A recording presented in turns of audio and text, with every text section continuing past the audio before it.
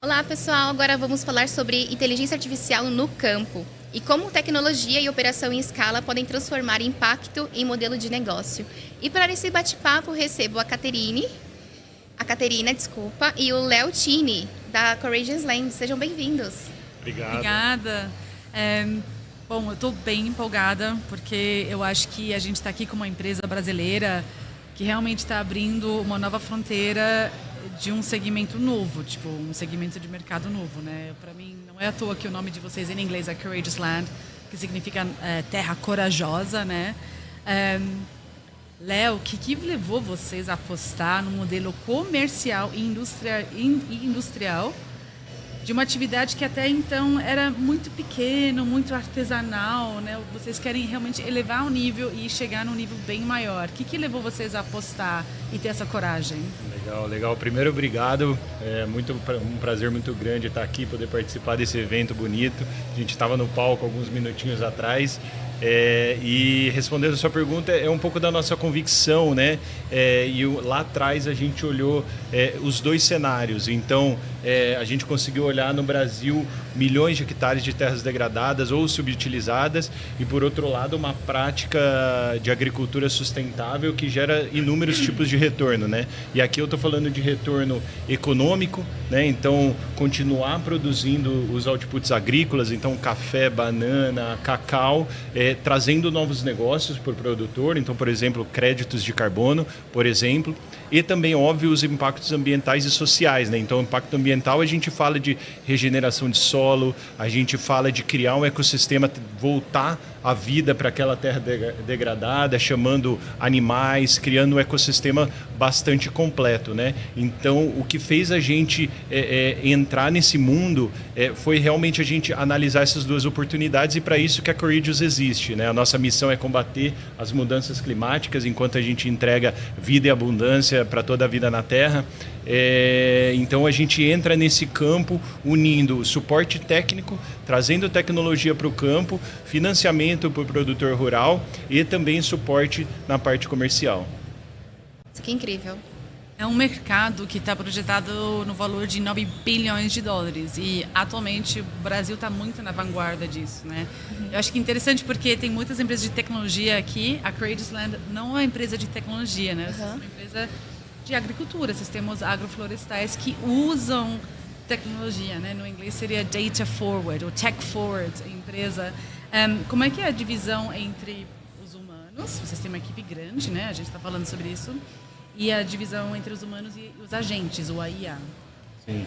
Eu gosto de brincar que nós somos sim uma empresa de agricultura e de tecnologia, né? Porque com certeza a parte de agricultura e agrofloresta, nós estamos falando de um sistema bastante complexo, né? Quando você imagina uma fazenda de café, por exemplo, já é complexo o suficiente você fazer a gestão de uma cultura. Quando você cria uma agrofloresta, você combina café com cacau, com banana, com madeira, você imagina a complexidade disso. Então você precisa de um humano ali na ponta, entendendo cada cenário e cada ecossistema. A gente opera agrofloresta no Brasil inteiro, então plantar e gerir agrofloresta no Cerrado é diferente de gerir na Mata Atlântica. Então a gente precisa ter um humano cultivando esse conhecimento. Mas também a agrofloresta sem tecnologia, ela não escala. E aí que a tecnologia entra, né? Codificando esse conhecimento, padronizando essas informações e esses dados e nos ajudando a disseminar todo esse conhecimento. Então, basicamente, a agrofloresta sem tecnologia não escala, e a tecnologia sem agrofloresta é basicamente um dashboard que fica ali estático, vamos dizer assim. Nossa, muito verdade, porque o Brasil é um país continental. A gente é gigante, né? A gente tem milhões e milhões a gente usa hectare, né? De terras degradadas. E um hectare é basicamente um campo de futebol. Então, imagina, a gente tem, terra improdutiva, onde nada acontece. Então, esse modelo de negócio ajuda a monetizar, não só monetizar, então trazer mais dinheiro para o campo, para o produtor, mas trazer vida de volta para o solo e também atrair espécies animais. Quando você falou de biodiversidade, abundância, sistemas agroflorestais, elas são como florestas, então elas são bomba de biodiversidade, né? Então, O Brasil tem tudo para liderar esse modelo e já está liderando, né? Como vocês enxergam o Brasil exportando esse modelo para outros países? Exato, ótima pergunta. O Brasil, a gente pode brincar que é como se fosse o Vale do Silício para a agrofloresta, né? Aqui a gente combina a capacidade de inovação junto com escala, né? E a capacidade de inovação não só de agrofloresta, a gente vê a nossa setor de agricultura gigante no Brasil e no mundo. Nós temos órgãos como a Embrapa, por exemplo, liderando essa parte de inovação, e para a agrofloresta não é diferente, né? A gente consegue testar inovações em diferentes contextos. Como eu disse, a gente opera uma fazenda aqui em São Luís do Paraitinga, na Mata Atlântica, onde a gente tem um cenário e a gente consegue fazer pequenos testes no Cerrado ou em outro bioma, né? Então isso é muito rico. E você conseguir inovar e dentro de casa escalar, esse que é a nossa chave, né? Então a gente está num contexto bem legal de inovação e escala dentro de casa. Quando a gente fala de exportação, o ponto bom a demanda já existe, né? As empresas elas estão precisando cada vez mais reduzir a pegada de carbono. Quando a gente olha para uma empresa que tem agricultura na sua cadeia de valor, ela já precisa reportar as suas emissões de carbono, né? E ela já precisa reduzir. Seja uma empresa nacional ou internacional, principalmente na Europa, por exemplo, regulações estão chegando, exigindo essa redução do chamado escopo 3, né? Então a demanda está aí. Agora o que a gente tem que fazer é saber entender o que as empresas precisam e como a gente consegue exportar. E até um convite, é isso que a Courageous Land faz, né? A gente entende o cenário de cada empresa, pode ser uma empresa, pode ser o governo, e aí eu convido para, se você tem esse desafio dentro da empresa, conversa com a gente, entre em contato com a gente, que a gente consegue customizar uma solução legal para todo mundo. Que incrível. Fica um convite para toda a nossa audiência, né? Sim. Para entrar em contato.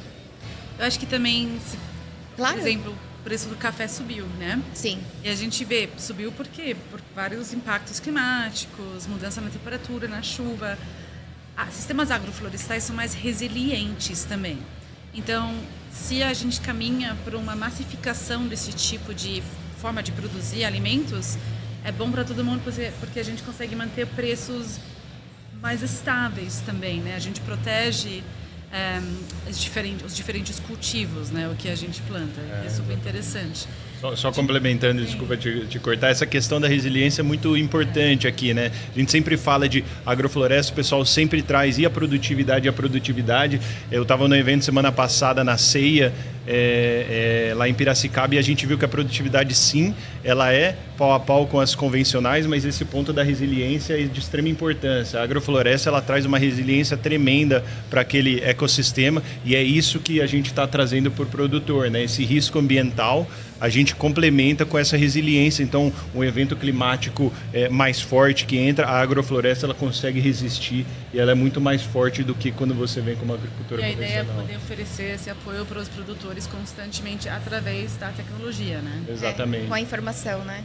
Exatamente. Com essa coleta de dados, acho que fica muito mais fácil de demonstrar através dessas informações para o agricultor e o pequeno agricultor também. Exatamente, a gente consegue compartilhar esse conhecimento não só na região que a gente está, mas esse compartilhamento de conhecimento ao longo do Brasil, né? Como eu falei, nós temos operações na Bahia, em Roraima, em São Paulo, e aí isso está permitindo a tecnologia, a Engine Force, por exemplo, está permitindo com que a gente expanda nossos modelos de negócio. A gente entrou agora, estamos fazendo certificação com agrônomos e engenheiros florestais no México para a gente conseguir expandir essa nossa atuação. Então, colocar eles dentro do nosso ecossistema e ter acesso a todo esse conhecimento gerado aqui em São Luís do Paraitinga e Roraima, lá no México, tudo isso interligado, né? Então, acho que essa que é a beleza da tecnologia e da escala. Ah, que legal. Pessoal, e qual que é o recado que vocês deixam hoje para a nossa audiência, que muitos que estão nos ouvindo, eles encontram-se no mesmo desafio, né? É um desafio parecido, com um problema real que precisa de uma escala e uma operação e que depende de muito mais pessoas ativas. Exato. Isso é um cenário que não só para a agrofloresta, né? A gente vê diversas empresas aqui dentro e eu vejo que basicamente se você encontrou sua demanda, as ferramentas para a gente implementar ou para propor uma solução para essa demanda já existem, né? Aqui mesmo no evento da Salesforce a gente viu inúmeras soluções que a gente tem para trazer o dado, para automatizar alguns processos, para customizar ainda mais o atendimento ao cliente. Então, as ferramentas estão aí.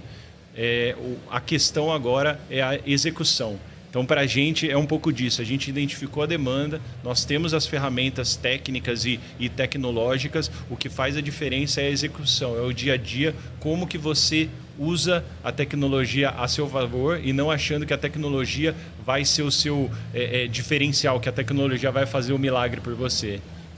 Incrível. E do lado da Salesforce?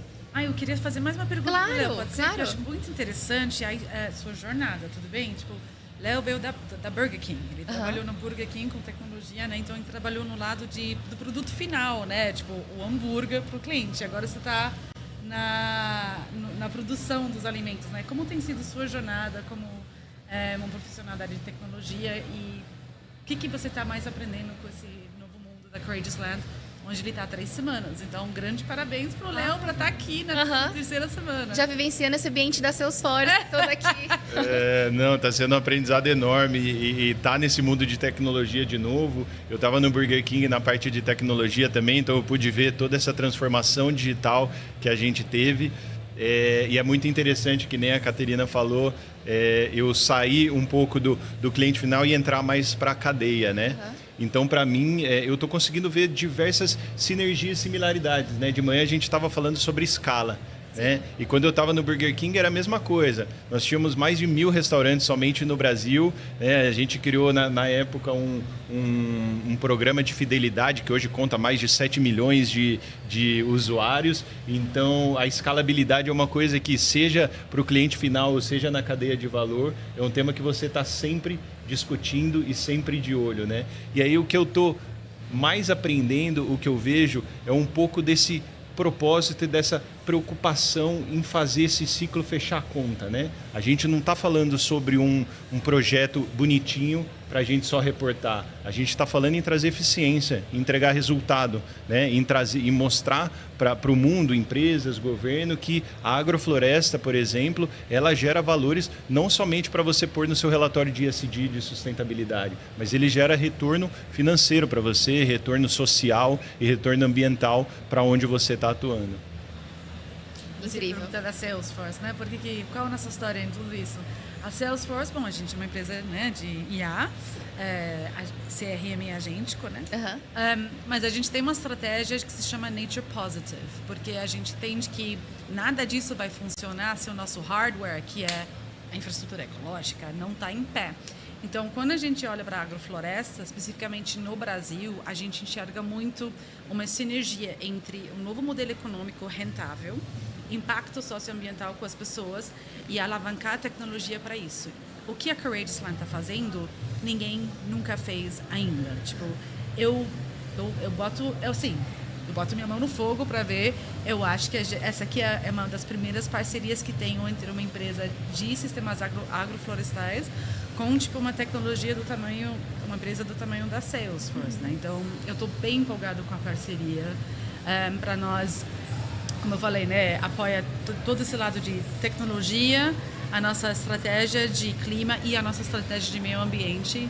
E eu quero muito mais cases assim que a gente pode contar no Brasil e na América Latina. Então, bora lá crescer essa parceria. Exportar esse modelo de negócio. Sim, para todo mundo. Porque garantir também segurança alimentar, né? Tem muitos benefícios. Os benefícios são infinitos.